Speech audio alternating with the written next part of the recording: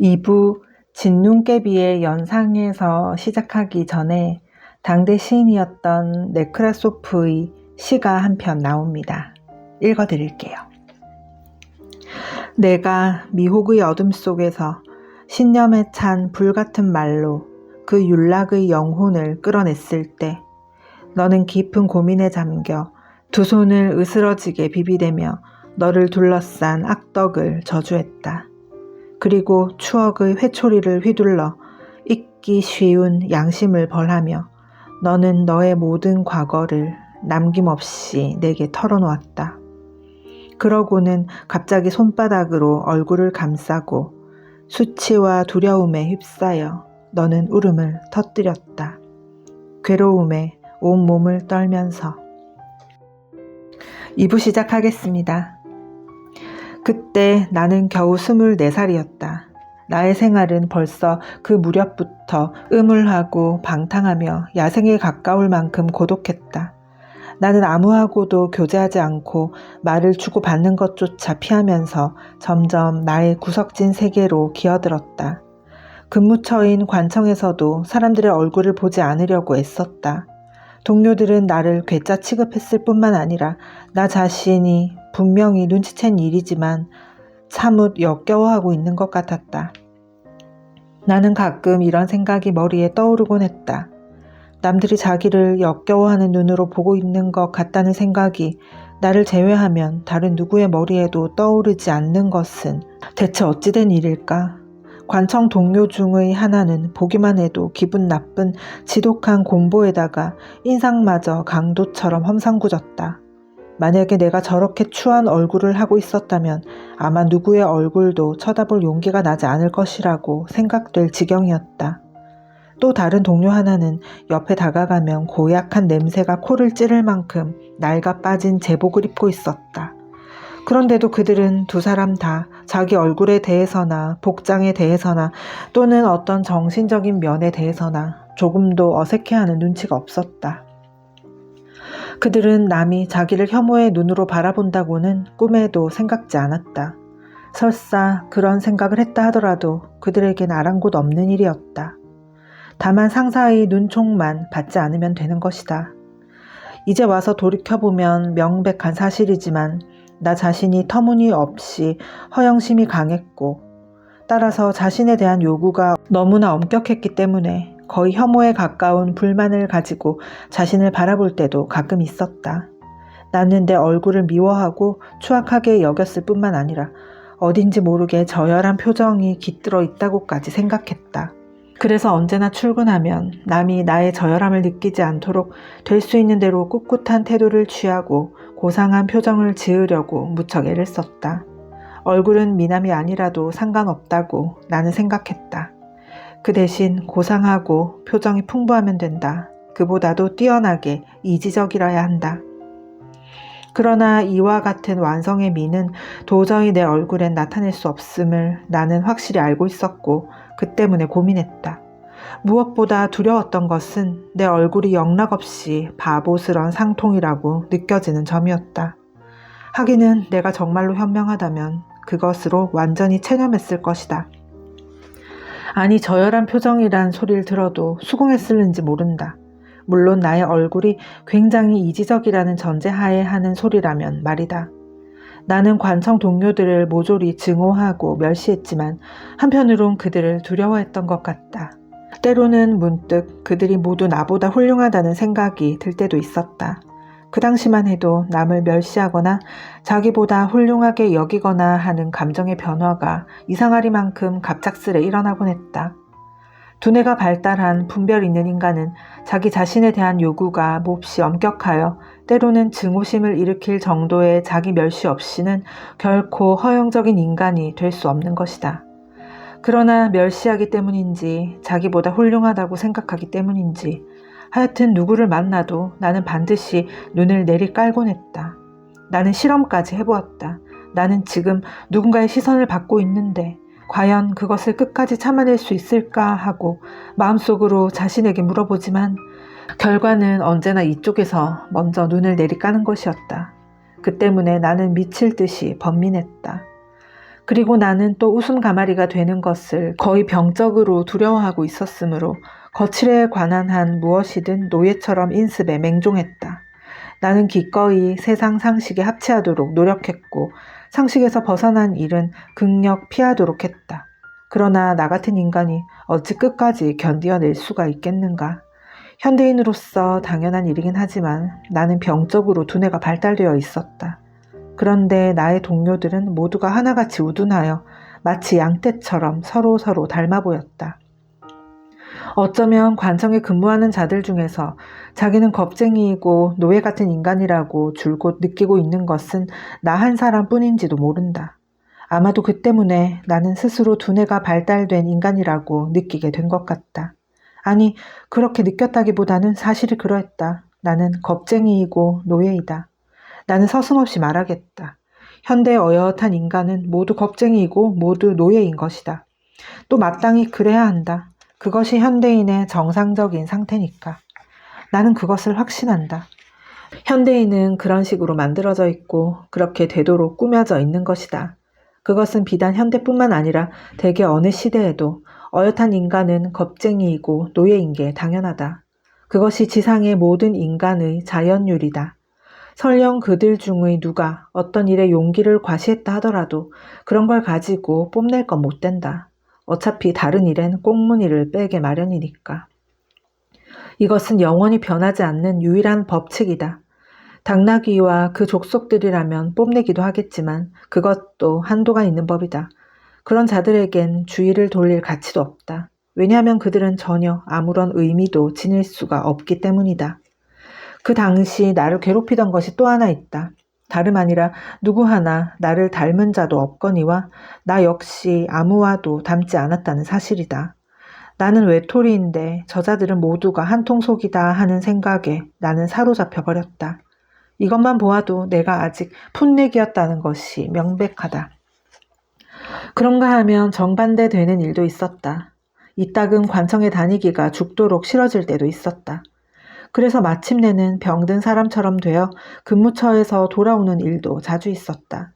그러다 갑자기 아무런 동기도 없이 회의와 무관심의 시기가 내습하곤 했다. 나한테는 무슨 일이건 몹시 변덕스럽게 일어나는 게 상례로 되어 있었다.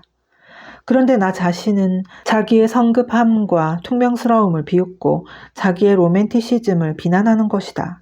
때로는 아무와도 말을 하려 들지 않는가 하면 또 어떤 때는 열심히 짓거려 댈 뿐 아니라 친구 교제도 하고 싶어진다. 퉁명스러움은 씻은 듯이 사라져서 어쩌면 그것은 처음부터 없었으며 책에서 잠시 빌려온 것이었는지 모른다는 생각이 들 지경이었다. 나는 아직도 이 문제를 해결하지 못하고 있다.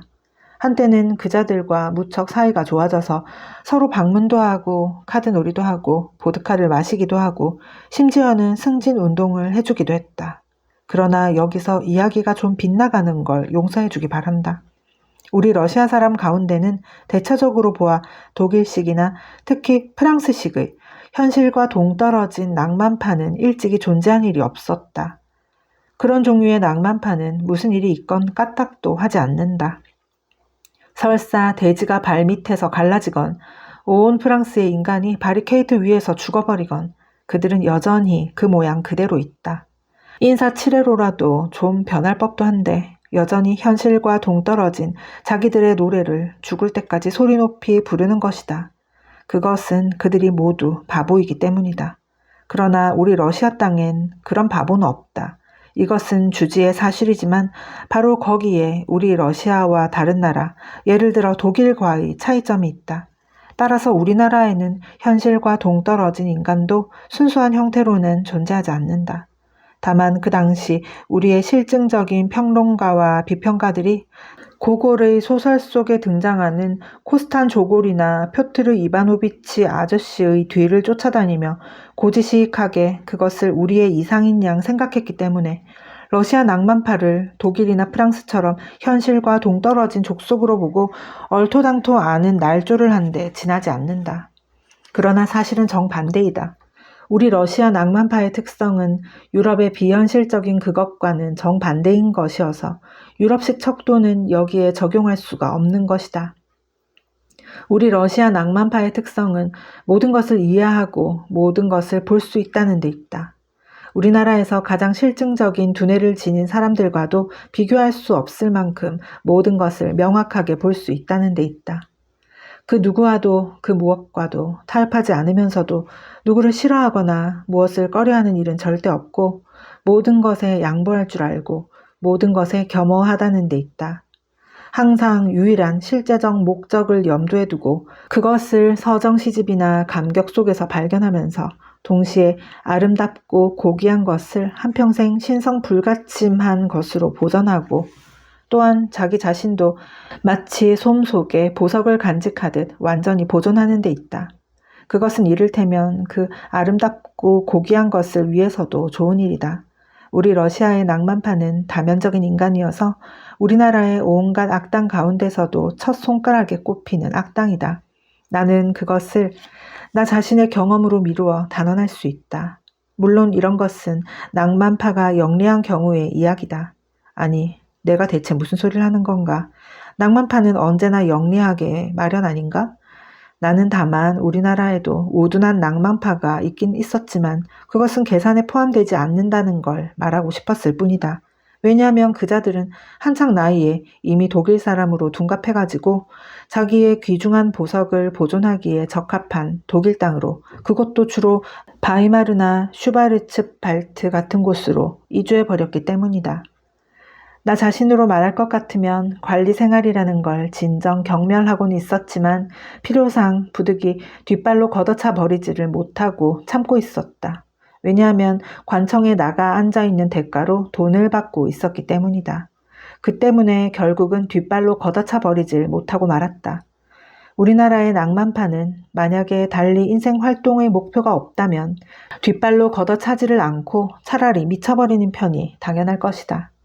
그리고 관청에서도 결코 우리 낭만파를 쫓아내진 않는다. 다만 고골의 주인공 스페인 왕이니 뭐니 하는 따위의 이름을 붙여 정신병원에 끌어다 넣는 게 고작이겠지만 그것도 발광의 정도가 심한 경우에 한한다. 그러나 러시아에서 발광하는 건 다만 머리털이 희끄무레한 선병질인 친구들 뿐이고 수없이 많은 절대 다수의 낭만파들은 차츰 상당한 관등에까지 승진한다. 이것은 참으로 굉장한 다면성이랄 수밖에 없다. 전혀 상반되는 감각을 지녔다는 점에서 실로 경탄할 만한 능력을 가지고 있는 것이다. 그 당시부터 나는 이와 같은 점에 기쁨을 느끼고 있었지만 지금도 역시 같은 생각이다. 바로 이 때문에 러시아에는 폭넓은 성격의 소유자가 많다 할 것이다. 그들은 타락의 10년에 떨어졌을 때도 결코 자기의 이상을 잃지 않는다. 설사 그들이 딱지 붙은 강도나 도둑이라 할지라도 또 자기의 이상을 위해 손가락 하나 움직이려 들지 않더라도 하여튼 감격의 눈물을 쏟을 만큼 자기의 제일의 적 이상을 존경하고 있다는 점에서 그 마음속만은 지극히 결백한 것이다. 그렇다. 오직 러시아에 있어서만 딱지 붙은 지독한 악당이 고상한 의미에서 완전히 결백한 영혼을 지닐 수가 있는 것이다. 그러면서 동시에 여전히 악당인 것만은 틀림없다. 거듭 말하거니와 우리 낭만파 중에서 끊임없이 유능한 악당이 나타나서 현실에 대한 놀라운 민감성과 실증적인 것에 대한 지식을 유감없이 발휘하는 바람에 이에 대해 놀란 경찰이나 일반인들은 쩍 벌어진 입을 다물지 못한 채 혀를 차고 있을 뿐이다. 이 다면성은 실로 경탄할 만한 것이어서 다음에 전개될 상황 속에서 어떻게 변화하는지 또 장차 어떤 결과를 초래하는지 그것은 오직 신만이 알고 있다. 이런 건 제법 괜찮은 재료라고 할 수 있자는가? 내가 이런 말을 하는 것은 우스꽝스럽고 고리타분한 애국심 때문이 아니다. 하기는 당신들은 내가 또 농짓거리를 하고 있다고 생각할는지 모른다. 아니면 그와는 반대로 내가 정말로 그렇게 생각하고 있다고 단정할는지도 모른다. 하여튼 나는 이 두 가지 의견 중 어느 쪽도 영광으로 여기고 특별한 만족을 느낄 것이다. 이야기가 빗나간 것을 용서해 주기 바란다. 나는 물론 동료들하고는 극히 짧은 기간밖엔 교제를 계속하지 못하고 이내 뒷발로 걷어차버렸다. 그리고 당시만 해도 아직 젊고 경험이 없었으므로 아주 인연을 싹 끊어버린 듯이 아침 인사조차 하지 않았다. 하지만 이런 일은 내 생애를 통해 한 번밖에 없었다. 대체로 나는 언제나 혼자였기 때문이다. 집에 있을 때 나는 무엇보다도 책 읽기에 골몰했다.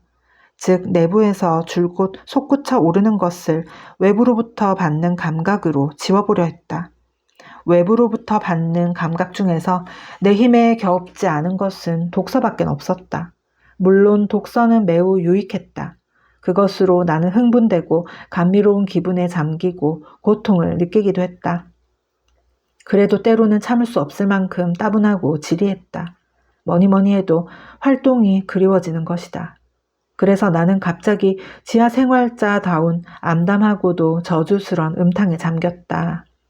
라기보다는 음탕을 흉내내기에 골몰했다. 나의 가련한 정욕은 나 자신의 병적인 초조감 때문에 불덩이같이 날카로운 성질을 지니고 있었고 그 발작은 히스테리처럼 눈물과 경련을 동반했다. 독서 이외에는 할 일이 없었고 아무데도 갈 데가 없었다. 그리고 그 당시 나의 주위엔 존경할 만한 것도 마음이 끌리는 것도 없었다. 게다가 나는 우울함에 사로잡히곤 했다. 모순과 콘트라스트를 갈망하는 미칠 듯한 욕망이 고개를 쳐든다. 그래서 나는 음탕 속으로 뛰어든 것이다. 내가 지금 이렇게 여러 말을 늘어놓는 것은 결코 자기 변명을 위해서가 아니다. 아니 그렇지 않다. 이건 거짓말이다. 나는 자기 변명을 하고 싶었던 것이다. 여러분, 이건 나 자신을 위해 말해두는 것이지만 나는 거짓말을 하고 싶진 않다. 앞에서도 이미 맹세한 바 있지만 말이다. 밤이면 밤마다 나는 겁먹은 마음으로 남몰래 더러운 음탕에 빠지곤 했다. 수치심은 아무리 추악한 행위를 하고 있는 순간에도 내 마음속을 떠나지 않았다. 그럴 때는 자신을 저주하고 싶은 심정이 되기도 했다. 이미 그 무렵부터 내 마음속엔 지하 생활자의 심리가 자리 잡고 있었다. 어쩌다 남에게 들키지는 않을까, 누구와 맞부딪히지는 않을까, 누가 내 얼굴을 알아보지는 않을까 하고 전전긍긍하는 상태에 있었다. 그래서 되도록이면 어두운 곳을 골라서 싸다녔다. 어느 날 밤 어떤 싸구려 음식점 앞을 지나가다가 불빛이 환한 창문 너머로 손님들이 당구대 옆에서 큐를 가지고 싸우고 있는 것을 보았다. 이윽고 그중 한 사람이 창문 밖으로 내던져졌다. 여느 때 같으면 참을 수 없는 불쾌감을 느꼈을 것이지만 이때는 웬일인지 창밖으로 내던져진 손님이 부러운 생각이 들었다. 어찌나 부러웠던지 나는 일부러 그 음식점의 당구실로 들어가 보았다. 어디 싸움이나 한번 해볼까? 그러면 역시 저렇게 창밖으로 내던져질는지 몰라. 아마 이런 마음에서였을 것이다. 나는 별로 취해 있었던 것도 아니지만 우울증에 걸리면 별 수 없이 이런 미치광이 같은 짓을 하지 않을 수 없게 되는 것이다. 그러나 나는 창문으로 뛰쳐나올 만한 능력도 없는 인간임을 알았으므로 싸움도 하지 않고 그냥 그곳에서 물러나올 수밖에 없었다. 사실대로 말하면 그 방에 들어가자마자 나는 어떤 장교한테 걸려들었던 것이다. 다름 아니라 나는 예절을 모른 탓으로 길을 가로막고 당구대 옆에 서 있었다. 마침 그곳을 지나려던 장교는 느닷없이 내 양어깨를 거머쥐더니 말 한마디 없이 나를 옆으로 획 밀어냈다. 그리고는 아무 일도 없었다는 듯이 그냥 저쪽으로 가버렸다. 차라리 한 대 얻어맞았다면 나는 용서했을는지 모르지만 이렇게 무슨 물건이라도 옮겨놓듯이 나를 밀어내고도 시치미를 딱 떼고 가버리는 데는 도저히 참을 수가 없었다. 나는 그때 좀 더 떳떳하고 격식에 맞는, 다시 말해서 진짜 문학적인 싸움을 하기 위한 것이었다면 그야말로 어떤 대가라도 치렀을는지 모른다. 그러나 나는 마치 파리새끼 같은 취급을 받은 것이다.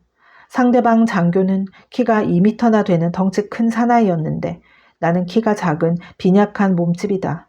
물론 싸움을 하고 안 하고는 이쪽에 달려 있었다. 조금만 대들었더라도 나는 영락없이 창문 밖으로 내던져졌을 것이다. 그러나 나는 마음을 고쳐먹고 라기보다는 혼자 화를 내면서 그곳을 슬그머니 물러나기로 했던 것이다. 나는 쑥스럽고도 흥분된 마음으로 음식점을 나와 곧장 집으로 돌아왔으나 그 이튿날은 전보다 더욱 풀이 죽고 더욱 쓸쓸한 심정이 되어 그 가련한 음탕 속으로 뛰어들었다. 눈물이 글썽한 꼴을 하고 있으면서도 하여튼 음탕을 계속했다. 하지만 내가 겁쟁이여서 그 장교를 무서워했다고는 제발 생각하지 말기 바란다. 나는 늘 겁쟁이처럼 행동했지만 마음속으론 절대 겁쟁이가 아니었다. 당신들은 웃을는지 모르지만 여기에 그럴 만한 이유가 있다. 나한텐 어떤 경우건 이유가 있는 것이다. 이 점을 믿어주기 바란다. 만약에 그 장교가 결투에 응할 만한 인간이었다면, 그러나 그게 아니다. 그는 단지 큐를 내두르거나 아니면 고골이 묘사한 피로고프 중이처럼 상관에게 고자질이나 할 줄 아는 그런 종류의 인간이었다. 그들은 결투엔 절대 응하지 않는다. 더욱이 우리 같은 문관 상대의 결투는 아무래도 떳떳지 못한 것으로 생각했을 것이다. 대체로 그들은 결투라는 것을 무언가 프랑스식의 자유사상적인 것으로 생각하여 경원시하고 있었다. 그러면서도 그 키다리 사나이처럼 자기 쪽에선 예사로 남을 모욕하는 것이다. 내가 그때 겁쟁이 짓을 한 것은 결코 비겁했기 때문이 아니라 터무니없는 허영심 탓이었다. 나는 2미터나 되는 키 큰 몸집에 질린 것도 아니고 호되게 얻어맞고 창밖으로 내던져질까봐 겁이 났던 것도 아니다. 사실대로 말하면 육체적인 용기만은 충분했지만 정신적인 용기가 부족했던 것이다. 내가 두려워한 것은 다름이 아니라 그 자리에 있던 사람들이 건방지게 생긴 계산원을 위시해서 칼라의 기름때가 반지르르한 여드름 투성이의 말단 관리에 이르기까지 모두가 이해력 없는 변변치 못한 인간들이라. 만약에 내가 그 장교에게 대들어 문학적인 말로 짓거려 댔다가는 오히려 웃음까마리가 되지 않을까 하는 데 있었다. 명예의 문제에 관해서는 단순히 명예에 관해서가 아니라 명예의 문제에 관해서는 러시아에선 오늘까지 문학적인 말 이외의 보통 말로는 이야기할 수 없기 때문이다. 그때 내가 절대적으로 확신한 바로는 그들은 모두 나의 문학적 언사에 포복 절도할 것임이 틀림없었다. 장교는 나를 그저 구타하는 데 그치지 않고, 즉 상대를 깔보는 식으로 툭툭 두드리는 데 그치지 않고 내 어깨를 거머쥐고 궁둥이를 양 무릎으로 번갈아 차올리면서 당구대를 한 바퀴 돌리고 난 다음 마치 무슨 자비라도 베푸는 듯이 나를 창밖으로 내던질 것이다. 물론 그 비참한 사건은 그것만으로 끝나버릴 순 없었다. 그 후에도 한 길에서 자주 이 장교를 만났으므로 나는 그를 상세히 관찰했던 것이다. 그러나 저쪽에서도 나를 알아챘는지 어땠는지 알 수 없다. 아마 알아채지 못했으리라 믿는다. 이것은 몇 가지 점으로 보아 단언할 수 있다. 하여튼 나는 원한과 증오를 품고서 그를 지켜보고 있었다. 이것이 몇 년이나 계속되었다. 나의 원한은 해가 거듭될수록 굳게 뿌리를 받고 더욱더 성장해갔다. 처음 얼마 동안 나는 몰래 이 장교에 관해 뒷조사를 해보았다. 나로서는 무척 힘든 일이었다. 내가 도움을 받을 만한 사람이라곤 아무도 없었기 때문이다. 그러나 멀찌감치서 그의 뒤를 밟고 있을 때 누군가 그의 이름을 불렀기 때문에 우연히 그 장교의 이름을 알게 되었다. 그 다음번에는 그의 집까지 뒤쫓아가서 문지기에게 10코페이카를 쥐어주고 그가 몇 층 어디에 살며 독신인가 아니면 동거인이 있는가 하는 것 등을 한마디로 말해서 문지기한테서 들을 수 있는 모든 것을 알아냈다. 나는 한 번도 문학과 흉내를 내본 적이 없었으나 어느 날 아침에 문득 폭로소설의 형식을 빌려 이 장교를 풍자적으로 묘사해 보기로 결심했다. 나는 쾌감을 느끼면서 이 소설을 썼다. 대대적으로 폭로를 했고 심지어는 중상까지 했다. 이름은 이내 알아챌 수 있도록 비슷하게 바꾸었지만 나중에 곰곰 생각한 끝에 아주 딴 이름으로 바꿔버리기로 했다. 다 된 원고를 조국 잡지에 보냈으나 그 당시만 해도 아직 폭로문학이라는 게 없었으므로 내 소설은 끝내 실리지 않고 말았다. 참으로 유감천만이었다. 나는 어찌나 분했던지 숨이 콱콱 막힐 지경이었다. 결국 나는 상대방에게 결투를 신청하기로 했다. 그에게 매력이 넘치는 명문으로 편지를 써서 애원조로 사과를 요구했다. 그리고 이것을 거절할 때는 결투라는 것을 꽤 분명하게 암시했다. 편지는 내 생각으로도 흠잡을 데 없이 훌륭한 것이었으므로 그 장교가 조금이라도 아름답고 고귀한 것을 이해하는 인간이라면 반드시 나한테 달려와서 내 목을 얼싸안고 친구가 되어주기를 간청하리라 싶을 지경이었다. 만일 그렇게만 된다면 얼마나 좋으랴. 우리들은 좋은 생활을 시작할 수 있다. 정말로 유쾌한 생활을 시작하게 될 것이다. 그는 자기의 관등으로 나를 보호해 줄 것이고 나는 나의 교양과 그리고 이상 같은 것으로 그의 마음을 고상한 방향으로 이끌어 줄 것이다. 그 밖에도 서로 도움이 되는 일이 한두 가지뿐이겠는가. 그러나 상상해보라. 그때는 그가 나를 모욕한 후 2년이 경과했으니 나의 도전은 시대착오를 은폐하고 해명하려는 교묘한 문장에도 불구하고 추악하기 짝이 없는 시대착오임에는 틀림없었다. 그러나 지금도 눈물을 머금고 하느님께 감사를 드리는 바이지만 다행히도 그 편지는 발송되지 않고 말았다. 만약에 발송되었더라면 어떤 일이 일어났을 것인지 생각만 해도 소름이 끼칠 지경이다. 그런데 정말 뜻하지 않게 나는 더없이 간단하고도 더없이 천재적인 방법으로 복수에 성공한 것이다. 내 머릿속엔 불현듯 한 가지 기막힌 묘안이 떠올랐다. 나는 일요일이나 축제일 같은 날이면 오후 3시경에 네프스키 거리로 나가 양지 바른 쪽 보도를 산책하곤 했었다. 그렇다고 산책 기분은 좀처럼 맛볼 수 없었고 무수한 고뇌와 굴욕과 솟구치는 분노만을 되씹어야 했지만 그래도 나에게는 확실히 그것이 필요했던 모양이다. 나는 장군이나 근위기병 장교, 경기병 장교 혹은 귀부인들에게 쉴 새 없이 길을 비켜주면서 마치 미꾸라지처럼 볼썽사납게 통행인들 사이를 헤엄쳐 다녔다. 그럴 때 나 자신의 초라한 옷차림과 비칠비칠 걸어가는 궁상맞은 걸음걸이를 생각만 해도 나는 심장이 경련을 일으키듯 아파오고 등골에 불덩이가 닿는 듯한 고통을 느끼곤 했다. 그것은 끊임없는 참을 수 없는 굴욕의 괴로움이었다. 이를테면 이들 사교계의 사람들 앞에 나설 때 나는 파리새끼 같은 존재에 지나지 않는다. 아무런 가치도 없는 더러운 파리에 지나지 않는다 하는 자의식에서 생기는 괴로움이었다. 이 자의식은 점차로 신경을 직접 건드리는 감각으로 변해가는 것이었다.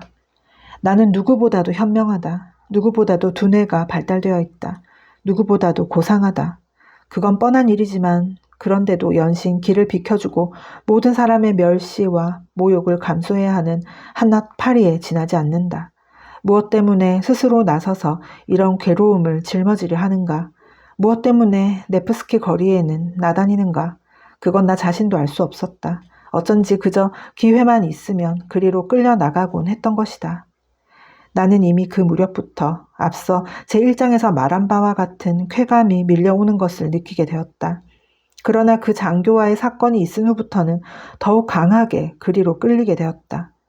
네프스키 거리로 나가면 그와 만나는 기회가 가장 많았으므로 거기서 나는 그를 관찰할 수가 있었던 것이다. 상대방도 휴일에는 대개 그리로 나왔다.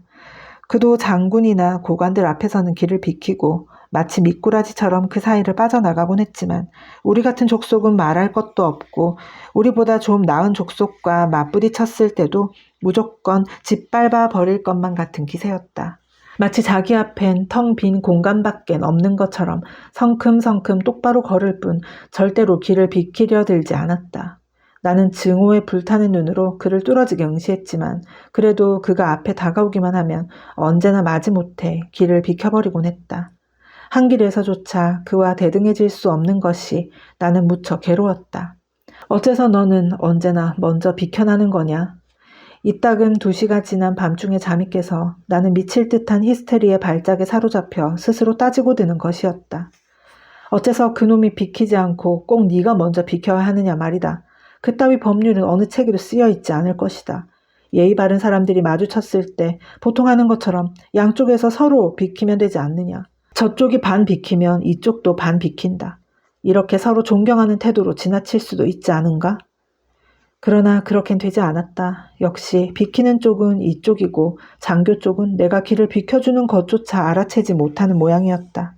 그런데 문득 기막힌 묘안이 내 머릿속에 떠올랐다. 만약에 그놈과 마주쳤을 때 내가 비키지 않으면 어떻게 될까? 하고 난 생각했다. 그놈과 맞부딪히는 한이 있어도 일부러 비켜나지 않는다면 그땐 대체 어떻게 될까? 이와 같은 대담한 생각이 차츰 내 마음을 지배하여 나중에는 안절부절 못할 지경에 이르렀다. 나는 줄곧 이 생각에만 골몰했다. 정작 실행에 옮기는 단계에서 어떤 식으로 해야 할 것인지 미리부터 분명히 상상해 보려고 나는 전보다 더욱 자주 네프스키 거리로 나가보았다. 날이 갈수록 나는 이 계획이 공상에 그치는 것이 아니라 충분히 실현될 가능성이 있는 것이라는 확신을 얻게 되었다. 물론 정말로 떠밀어버리는 건 아니다. 미리부터 마음이 흐뭇해서 나는 이렇게 생각했다. 이쪽에서 비켜나지 않으니까 조금 부딪힐 뿐이다. 그것도 몹시 아프게 부딪히는 게 아니라 예의에 크게 어긋나지 않을 정도로 어깨를 대는 것으로 족하다. 저쪽에서 이쪽을 밀어낸 것만큼만 이쪽에서도 밀어내면 된다. 마침내 나는 확고하게 결심했다. 그러나 준비에 무척 시간이 걸렸다. 무엇보다도 우선적으로 필요한 것은 실행할 때 좀 더 단정한 옷차림이어야 하고 따라서 옷 걱정을 해야 한다. 정작 대중 앞에서 소동이 일어난다면 옷차림이 그럴듯해야 한다. 그것은 상당히 효과가 있으며 상류사회 사람들 눈엔 우리 두 사람이 어느 정도 대등한 위치에 있는 것처럼 보일 것이다. 이 때문에 나는 봉급을 가불받아 추르킨의 가게에서 검은 장갑과 멋진 중절모를 샀다. 나는 처음엔 레몬빛 장갑을 사려 했지만 검은 장갑이 무게가 있고 고상해 보일 것이라는 생각이 들었다. 레몬빛은 너무 화사해서 야하게 보일 우려가 있다 해서 나는 레몬빛을 그만두기로 했다. 하얀 뼈로 된 커프스 단추가 달린 고급 셔츠는 전부터 마련되어 있었다. 문제는 외투였다. 외투 자체는 그다지 나쁘지 않았을 뿐 아니라 따뜻해서 좋았지만 솜을 넣어 누빈 데다가 곰털 가죽 깃이 달려 있었다. 이건 아무래도 하인 냄새를 풍기는 것이다. 무슨 일이 있어도 이 깃을 떼어버리고 장교들이 달고 다니는 비버 깃으로 바꿔야만 한다. 그래서 나는 바닥을 싸돌아다니기 시작했다. 몇 군데서 물건을 구경한 끝에 값싼 독일제 비버 깃으로 정했다. 이 독일제 비버는 무척 빨리 닳아 떨어져서 곧 초라한 꼴이 되는 물건이긴 하지만 그래도 처음 얼마 동안은 제법 훌륭해 보인다. 어차피 나는 한 번만 써먹으면 그만 아닌가. 값을 물어봤더니 역시 나한테 비쌌다. 곰곰 생각한 끝에 곰털 가죽 깃을 고물상에 팔기로 작정했다. 그래도 꽤 많은 액수의 돈이 부족했으므로 나는 과장인 안톤 안토노비치 세토치킨한테 꾸기로 했다. 이 사나이는 온화하고 착실하고 꼼꼼한 위인이어서 돈 같은 건 절대 남에게 꾸어주지 않았다. 그러나 전에 이 관청에 들어올 때 나는 추천인인 유력 인사가 특별히 이 사람에게 날 소개한 바 있었던 것이다. 나는 무척 고민했다.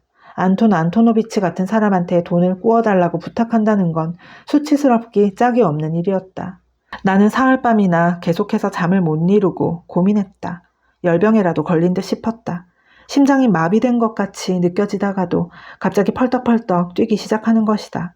내 말을 듣자 안톤 안토노비치는 몹시 놀라는 눈치였으나 다음엔 얼굴을 잔뜩 찌푸렸고 또 그 다음엔 골똘히 생각을 하고 나서 결국은 돈을 빌려주었다. 물론 2주일 후에는 빌려준 돈을 봉급에서 공제할 권리가 자기에게 있다는 뜻의 증서를 나한테서 받아냈다. 이렇게 해서 겨우 모든 준비가 갖추어졌다. 초라한 곰털 가죽이 달려있던 자리에 멋진 비버깃이 그 위용을 과시하게 된 것이다. 그래서 나는 슬금슬금 일에 착수했다. 무턱대고 덤벼들 수는 없는 일이다. 이런 일이란 교묘하게, 다시 말해서 슬금슬금 해나가야 한다. 그러나 솔직히 말해서 몇 차례 시험을 해본 결과 나는 거의 절망 상태에 빠지고 말았다. 아무리 해도 맞부딪힐 수가 없었다. 어쩔 수가 없는 것이다. 이쪽에서 만반의 태세를 갖추고서 단단히 마음을 정하고 걸어가면 틀림없이 부딪힐 것이라 생각되지만 웬걸 나는 또 길을 비키고 상대방은 나 같은 건 아랑곳 없이 지나가 버리는 것이다. 나는 그에게 가까이 다가가면서 제발 하느님께서 내게 용기를 베풀어 주십사 하고 속으로 기도를 올리기까지 했다. 한 번은 정말로 단행하는 듯 싶었으나 결국은 상대방의 발밑에 쓰러지는 것이 고작이었다. 마지막 순간에 이르러 10cm 가량 남긴 거리에서 그만 기가 죽어버렸기 때문이다. 그는 태연자약하게 내 몸을 밟고 가버리고 나는 공처럼 옆으로 뒹굴었다. 이날 밤 나는 다시금 열병 환자처럼 헛소리를 했다. 그런데 뜻하지 않게 모든 일이 제대로 결말이 났다.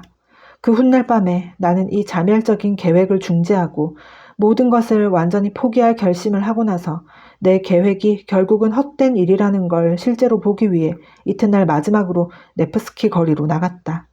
그러나 갑자기 나는 내 적수로부터 세 걸음쯤 되는 곳에서 뜻하지 않게 용기를 얻었다. 내가 눈을 딱 감자마자 그의 어깨와 내 어깨가 딱 부딪힌 것이다. 나는 조금도 양보하지 않았고 양쪽이 완전히 대등하게 지나친 셈이다. 그는 뒤돌아보려고도 하지 않고 아무것도 모른 채 했다. 그러나 그것은 그저 모른 채 했을 뿐이다. 나는 그렇게 믿는다. 지금도 그렇게 믿어 의심치 않는다. 물론 상대방이 훨씬 힘이 세니까 내가 더 아프긴 했지만 그런 건 문제가 아니다. 문제는 내가 목적을 달성했고 체면을 지켰고 한 걸음도 적에게 양보하지 않고 대중 앞에서 사회적으로 그와 대등한 위치에 설 수 있었다는 데 있다. 나는 완전히 분풀이를 했다고 생각하면서 집으로 돌아왔다. 너무나 기뻐서 이탈리아의 오페라 아리아를 흥얼거리기까지 했다. 물론 그 후 사흘이 지나서 나한테 일어난 일의 전말은 쓰지 않기로 하겠다. 이 수기의 일부 지하의 세계를 읽은 사람은 저절로 이해가 갈 것이다. 그 장교는 그 후 어디론가 정근되어 갔다. 벌써 14년가량 나는 그를 만나지 못했다. 나의 친애하는 장교 나으리께선 요즘 무엇을 하고 있을까? 누구를 짓밟고 있을까? 그러나 음탕의 시간이 끝나면 나는 형언할 수 없는 메스꺼움을 느꼈다. 회한이 엄습해왔다. 나는 그것을 물리치려고 애썼다.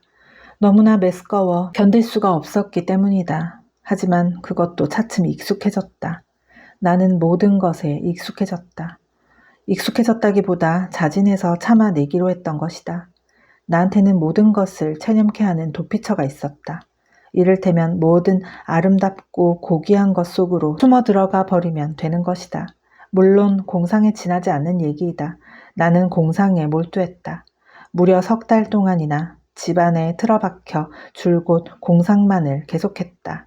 그리고 이런 때에 나는 암탉처럼 허둥거리면서 자기의 외투깃에 독일제 비벌을 달던 녀석하고는 전혀 비슷도 하지 않았다.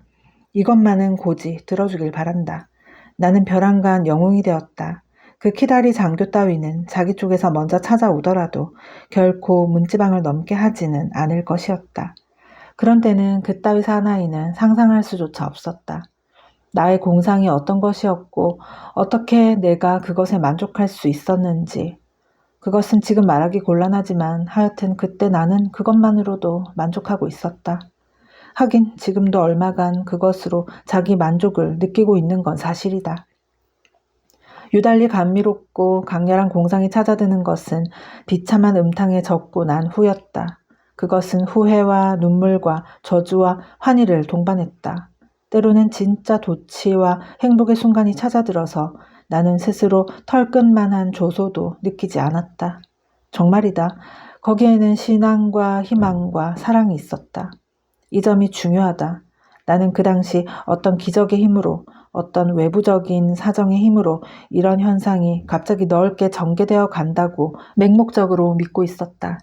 일할 보람이 있는 유익하고도 아름다운 더욱이 모든 준비가 다 된 활동 영역이 갑자기 눈앞에 확 트이는 것 같이 생각되었다. 이리하여 나는 월계관을 머리에 쓰고 100마일이라도 올라앉은 듯이 늠름한 기세로 느닷없이 세상 사람들 속으로 뛰어들 것이다. 나는 이류의 역할 같은 건 생각할 수도 없었으므로 바로 그 때문에 현실에서는 태연하게 말단의 역할을 맡고 있었다. 영웅 아니면 당나귀, 중간이란 있을 수 없다. 이것이 나를 파멸로 이끈 것이었다. 왜냐하면 나는 진창 속에 뒹굴고 있으면서도 경우에 따라선 나도 영웅이 될 수 있다고 자위하고 있었기 때문이다. 영웅이 되면 더러움을 털어버릴 수 있다. 보통 사람 같으면 진창 속에 빠진다는 건 부끄러운 일이지만 영웅은 온통 진흙투성이가 되어버리기엔 너무나 높은 곳에 서 있기 때문에 따라서 조금쯤은 진흙이 묻어도 상관없을 것이다. 여기서 주목해야 할 것은 이 아름답고 고귀한 것의 발작이 추잡스런 음탕 중에도 나를 찾아들었다는 사실이다. 즉, 내가 완전히 시궁창 속에 빠져 있을 때에도 마치 불꽃인 양 확확 타오르면서 찾아드는 것이었다. 그것은 자기의 존재를 상기시키려는 듯 싶었으나 그렇다고 그 출현으로 음탕을 뭉개버리는 건 아니었다. 오히려 콘트라스트의 힘으로 음탕의 활기를 부여하는 이를테면 맛있는 소스의 역할을 하는 것이다. 이 경우에 소스는 모순과 고통과 괴로운 내적 분석 등으로 조제되어 있었다. 그리고 이와 같은 고민과 괴로움은 나의 음탕에 일종의 짜릿한 맛과 어떤 의미까지도 첨가해 주었다. 한마디로 말해서 완전히 훌륭한 소스의 역할을 해준 것이다. 이 모든 것이 다소나마 심각한 뜻이 없는 것은 아니었다. 사실 나로서는 평범하고 저속한 진짜 하급 관리식인 음탕에 만족하여 그 더러움을 죄다 참아낸다는 건 도저히 불가능한 일이 아닌가? 그 무렵 이런 음탕의 어떤 점이 마음에 들어 나는 한밤중에 거리로 끌려나갔을까? 아니다. 나는 어떤 경우에도 빠져나갈 훌륭한 도피구가 있었던 것이다. 그러나 이와 같은 공상 속에서, 이와 같은 아름답고 고귀한 것으로의 도피 속에서, 나는 얼마나 풍부한 애정을 경험했던가. 그것은 결코 현실적으로는 인간적인 것에 해당되지 않는 환상적인 사랑이긴 했지만, 그러나 그것이 너무나 풍부하게 넘쳐 흐르고 있었기 때문에 그 후 현실에 결부시켜 보려는 욕구 같은 건 전혀 느끼지 않았다. 그것은 정도 이상의 사치라고 할 수 있자는가? 그러나 그 모든 것은 언제나 평온무사한 도치적인 기분 속에서 예술로 이행하게 마련이었다. 그것은 즉 기성의 아름다운 생존 형식을 말하는 것으로 시인과 낭만파한테서 염치도 없이 표절해다가 온갖 요구에 봉사할 수 있도록 만들어진 형식이다. 예를 들어보자. 나는 모든 인간에 대하여 승리한 기분이다. 사람들은 물론 내 앞에 굴복하여 내가 지닌 모든 완성의 덕을 자진해서 인정하지 않을 수 없게 된다. 그러면 나는 그들을 용서해준다. 유명한 시인인 동시에 시종무관인 나는 연애도 하고 막대한 재산을 받기도 한다.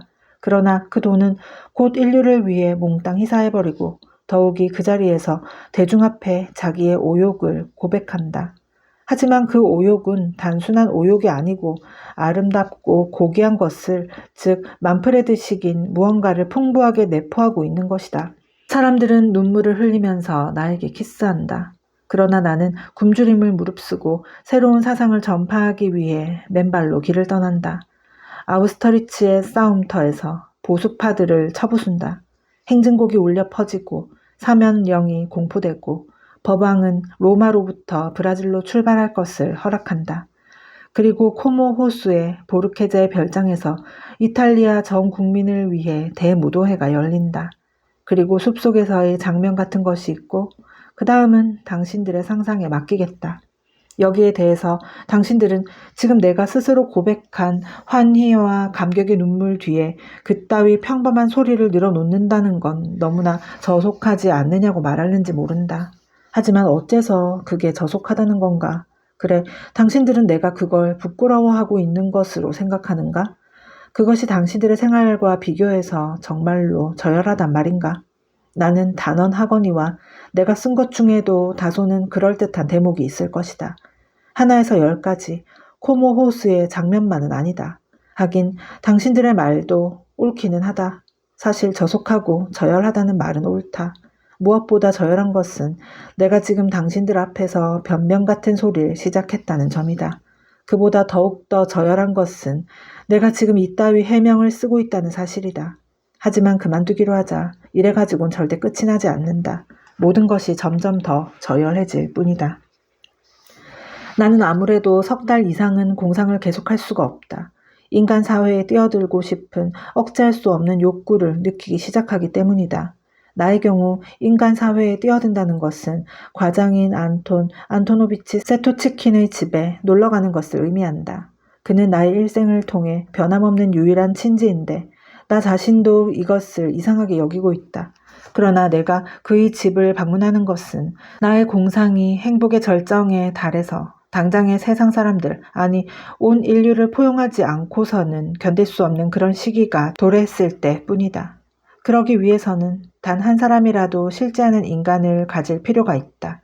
그러나 안토노비치한테 가는 것은 면회일로 되어 있는 화요일에 한한다. 따라서 온 인류를 포옹하려는 내적 욕구를 언제나 화요일에 맞춰야만 했다.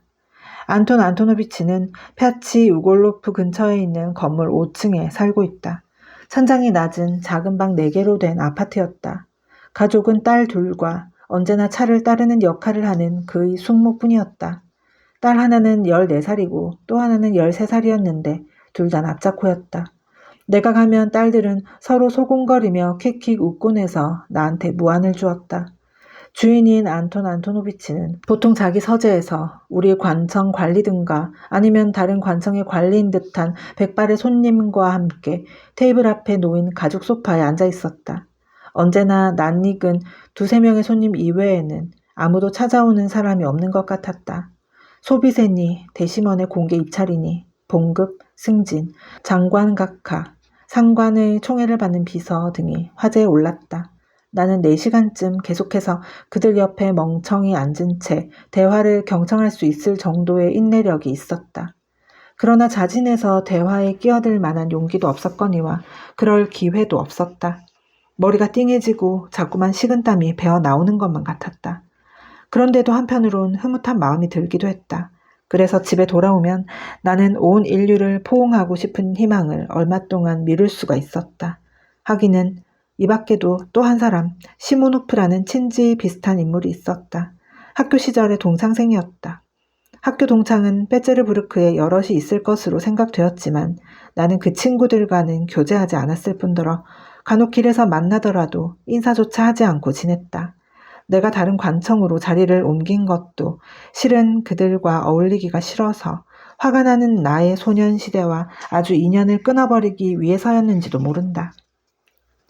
마치 징역살이와도 같은 그따위 학교 생활이나 소년시대 같은 건 생각만 해도 지긋지긋하다. 요컨대 나는 자유의 몸이 되자마자 학교 친구들과는 아주 인연을 끊어버리고 말았던 것이다. 그래도 만나면 인사를 주고받는 친구가 아직 2~3명은 있었다. 그 중에 하나가 시모노프였다. 학교 시절에는 아무런 특색도 없는 얌전한 친구였지만 그래도 그가 어느 정도의 독자적 성격을 지니고 있음을 나는 인정했다. 뿐만 아니라 그는 그다지 경박한 인간도 아니라고 나는 생각했다. 한때 그와 나 사이에는 제법 명랑한 우정의 시기도 있었건만 오래 계속되지를 못하고 우리 사이에는 갑자기 이상한 안개 같은 것이 뒤덮이고 말았다. 내가 보기에 그는 분명히 이 추억을 짐스럽게 생각하는 듯 싶었고 혹시나 내가 그 전과 같은 태도로 되돌아와 자기를 대하지는 않을까 노상 겁을 내고 있는 것 같았다. 나는 그가 싫어하지는 않을까 의심하면서도 반드시 그럴 것이라는 확신도 없었으므로 여전히 그를 방문하곤 했었다. 그런데 어느 목요일에 나는 도저히 고독을 참을 수 없게 되어 안톤 안토노비치의 집에선 목요일엔 손님을 받지 않는다는 걸 알고 있었으므로 문득 시모노프 생각이 났다. 그가 살고 있는 4층까지 올라가면서 그가 나를 귀찮게 여기는 눈치였음을 상기하고 공연히 찾아온 게 아닌가 생각했다. 그러나 이런 생각은 결국 나를 초조하게 만드는 게 상례였으므로 나는 그대로 그의 방에 들어갔다. 전번에 시모노프를 만난 후 거의 1년 만이었다. 나는 그의 집에서 2명의 학교 동창을 만났다. 보기에 그들은 뭔가 중대한 의논을 하고 있는 것 같았다. 내가 들어가도 누구 한 사람 거들떠 보려 하지도 않았다. 우리들은 벌써 몇 해 동안이나 만난 적이 없었으므로 그들의 이와 같은 태도는 이상하게 여겨질 지경이었다. 분명히 그들은 나라는 인간을 흔해 빠진 파리새끼 정도로밖엔 생각하고 있지 않은 것 같았다. 모두들 학교 시절부터 날 미워하긴 했지만 그때는 아직 이렇게까지 괄시하지는 않았었다. 지금 그들이 나를 미워하는 건 당연하다. 나는 물론 그것을 알고 있었다. 왜냐하면 내가 관리 생활에서 실패했기 때문에 몹시 초라해져서 형편없는 옷차림을 하고 있었기 때문이다. 이것은 그들의 눈으로 볼 때 내가 실직을 한 시시한 인간이라는 간판을 내걸고 있는 거나 다름없었을 것이다. 그렇다 하더라도 이렇게까지 멸시를 받을 줄은 얘기하지 못했었다. 시모노프는 내가 나타난 것에 몹시 당황한 기색이었다. 하기는 전에도 늘 나의 방문을 몹시 못마땅해 하는 눈치이긴 했다. 나는 콧배기를 한 대 얻어맞은 기분으로 의자에 앉아 그들의 이야기에 귀를 기울이기 시작했다. 그들은 현역 장교로서 먼 지방으로 전속해가는 즈베르코프라는 친구를 위해서 내일 송별회를 갖자는 데 대해 열심히 의논하고 있었다. 무슈 즈베르코프는 나에게도 동창 친구였다. 나는 학교 상급반에 올라가면서부터 특히 그를 미워했다. 하급반 시절만 해도 그는 귀엽고 활발한 5학년이었으므로 모든 사람의 귀여움을 받았었다. 그러나 하급반 시절에도 나는 그를 미워했다. 그가 귀엽고 활발한 소년이었기 때문이다. 그는 언제나 성적이 나빴고 학년이 올라갈수록 더 나빴다. 그러나 뒤를 봐주는 사람이 있어서 거뜬히 졸업할 수 있었다. 졸업하기 전 해에 그에게 농노 200명이 달린 영지가 유산으로 굴러들었다. 그런데 우리 친구들은 거의 모두가 가난뱅이였으므로 그는 우리에게 큰 소리를 치게 되었다. 그는 더없이 저속한 인간이었지만 악의가 없는 좋은 사나이여서 큰 소리를 치고 있을 때도 그런대로 애교가 있었다. 우리는 입으로는 청렴이니 명예니 하면서 미사 여구를 늘어놓고 있었지만 그래도 극히 소수자를 제외하고는 모두들 지베르코프 앞에서 굽실거렸다. 그래서 그는 더욱더 거드름을 피우게 되었던 것이다. 그렇다고 모두들 무슨 천한 속셈이 있어서 굽실거리는 게 아니라 다만 그가 자연의 은혜를 부여받은 행운아이기 때문인지 모른다. 게다가 어찌된 셈인지 동급생들 사이에서는 지베르코프를 세련된 옷차림과 에티켓 면에서 제일급에 속하는 인간으로 생각하고 있었다. 특히 이 점은 나를 붕괴시켰다. 자기 가치를 한 번도 의심해 본 일이 없는 듯한 쨍쨍 울리는 그의 음성과 스스로 자기의 익사를 만족하게 여기는 모습을 나는 진정 미워했다. 그는 짓거리는 데는 용감했지만 그 익살은 언제나 지독하게 졸렬했다. 아름답기는 하지만 바보스럽게 보이는 그의 얼굴과 40년대의 유물인 멋쟁이 장교식 제스처도 미웠다. 또 그가 미래에는 여자 문제에 있어 성공할 것이라고 말하면서 자기는 앞으로 늘 결투만 하게 될 것이라고 짓거려대는 것도 미웠다.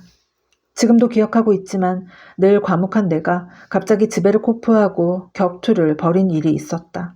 하루는 그가 휴식 시간에 친구들과 미래의 정부 이야기를 하면서 마치 햇볕을 쬐고 있는 강아지처럼 들뜨기 시작하더니 자기는 영지 마을의 계집애들을 하나도 그냥 놔두지는 않겠다. 그건 귀족의 권리이므로 만약에 농부들이 건방지게 반항한다면 그따위 텁석부리 악당들은 모조리 곤장을 먹인 후에 인두세를 곱절로 물리겠다고 선언했기 때문이다. 얼빠진 동료들은 모두 박수갈채를 보냈지만 나는 달려들어 격투를 벌였다. 그러나 그것은 결코 마을 계집애들과 그 아버지들을 동정해서가 아니라 이런 풋내기에게 모두들 박수를 보냈기 때문이다. 나는 그때 운 좋게 이겼지만 지베르코프는 바보이긴 해도 쾌활하고 활달한 성격이었으므로 허허 웃어버리고 말았다. 그래서 실은 나의 승리도 완전한 것은 못 되었다. 마지막으로 웃은 것만큼 그가 덕을 본 셈이다. 그는 그 후 몇 번인가 나를 불러 괴롭혔지만 별로 악의가 있었던 건 아니고 그저 웃으면서 농짓거리를 한데 지나지 않았다. 그래서 나도 굳이 저기를 품고 안갚음을 하려고는 하지 않았다. 졸업 후에 그는 나한테 좀 접근해 오는 듯 싶었다. 나는 나쁜 마음도 들지 않았으므로 굳이 그것을 거절하진 않았다. 그러나 당연한 결과로서 두 사람은 곧 헤어지고 말았다. 그 후 나는 육군 중위로서의 그의 성공과 방탕의 소문을 들었다. 또 그가 사회적으로도 성공하고 있다는 소문도 들었다. 거리에서 만나도 그는 이미 인사를 하지 않게 되었다. 나 같은 보잘것없는 인간과 인사를 하면 체면이 손상된다고 생각하는가 보다 하고 나는 추측했다. 언젠가는 극장 3층 특석에 나타난 것을 보았는데 이미 참모 견장을 달고 있었다. 그때 그는 어느 늙은 장군의 딸한테 들러붙어서 열심히 애교를 떨고 있었다. 3년쯤 지나자 갑자기 풍채가 떨어져 보였다. 여전히 아름다운 용모에 동작도 경쾌했지만 이상하게 피부가 늘어지고 몸이 뚱뚱해진 것 같았다. 30살이 지나니까 살갗이 부석부석한 것이 완연히 눈에 띄게 되었다. 그래서 이번에 마침내 전속해가는 지베르코프를 위해서 친구들이 송별연을 열자는 것이었다. 그들은 지난 3년 동안 쭉 그와 교제를 계속해왔던 것이다. 그러면서도 속으로는 자기들이 지베르코프와 대등하다고는 생각하고 있지 않았다. 나는 이것을 확신한다. 시모노프의 방에 와있던 두 친구 중의 하나인 페르피츠킨이라는 사내는 러시아의 귀화한 독일 사람이었다. 작달막한 키에 원숭이 같은 얼굴을 하고 있으면서도 아무나 비웃는 버릇이 있는 바보인데 하급반 시절부터 나하고는 개와 고양이 사이였다. 비열하고 뻔뻔스러운 거짓말쟁이인데다가 형편없는 겁쟁이면서도 굉장히 큰 야망을 품고 있었다. 그는 속셈을 가지고 아부하면서 늘 돈을 울거내곤 하는 그런 종류의 지베르코프 숭배자 중의 하나였다. 시모노프의 방에 있던 또 하나의 친구는 트루돌류보프라는 시시한 사나이였다. 키가 크고 냉정한 얼굴의 군인으로 비교적 정직한 편이었으나 성공에만 열중하고 진급 이야기를 하는 것 외에는 이렇다 할 재능이 없는 위인이었다. 즈베르코프와는 친척지간이었다. 말하기조차 우스운 일이지만 그것이 우리들 사이에서는 그의 존재 가치를 높여주고 있었다. 언제나 나 같은 건 안중에도 없었으나 직접 나를 대할 때는 친절할 정도는 못 되어도 그럭저럭 참을만 했다. 좋다. 한 사람 앞에 7루블씩으로 하면 하고 트루돌리보프가 입을 열었다. 세 사람에 21루블이 되니까 그만하면 충분히 식사를 할 수 있을 거야. 즈베르코프는 물론 내지 않기로 하고. 그야 물론이지. 이쪽에서 초대하니까. 하고 시모노프가 찬동했다. 그래, 자네들은? 하고 페르피츠킨이 열을 올리면서 끼어들었다. 마치 주인의 훈장을 자랑하는 뻔뻔스러운 하인 같은 태도였다. 자네들은 즈베르코프가 우리만 내라고 내버려 둘 줄 아나? 예의상 일단 대접을 받긴 하겠지만 그 대신 샴페인 반다스쯤은 낼 거야. 하지만 내 사람의 반다스는 너무 많잖아? 하고 반다스라는 말에 귀가 번쩍 뜨인 듯이 트르돌리보프가 말했다. 그럼 인원은 3명, 즈베르코프를 넣어 4명, 회비는 21루블, 장소는 파리 호텔, 시간은 내일 5시로 정하자. 간사에 선출된 시모노프가 최종 결정을 내렸다.